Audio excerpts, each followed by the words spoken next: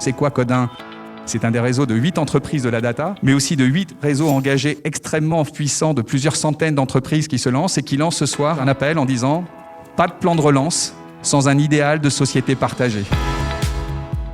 Codin, c'est d'abord un projet de société qu'on veut partager avec chacun d'entre vous, un programme d'innovation avec une plateforme collaborative, puis ensuite un rêve.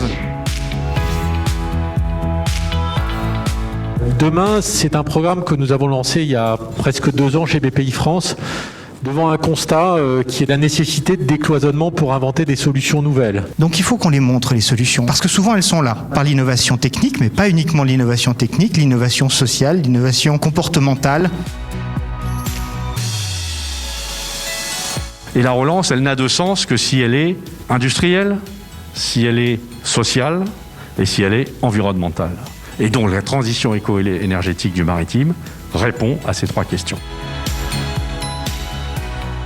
Les médias doivent continuer à raconter le monde tel qu'il est, c'est-à-dire parfois tragique, parce que sinon ils ne seront plus crédibles. Mais il faut aussi qu'ils aident à penser, P-E-N-S-E-R, et penser, P-A-N-S-E-R, cette plaie. Qu'ils donnent les clés. Comment on va faire pour résoudre les problèmes, donner des solutions.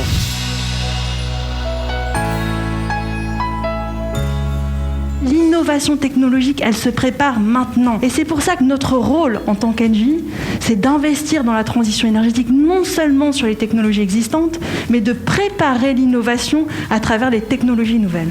Nous avons besoin de toutes les parties prenantes aujourd'hui, que ce soit les grandes entreprises, les politiques, les ONG, les particuliers, tout le monde a un droit d'innovation pour créer ce monde de demain lié à la transition énergétique. Et encore une fois, soyez audacieux dans cette démarche-là. Nous avons toute notre place, faisons rêver l'Europe, faisons-la rêver ensemble. Derrière Codin, vous le savez, il y a une plateforme avec des plateformes de données pour permettre l'interaction, pour permettre la contradiction, pour permettre la co-construction.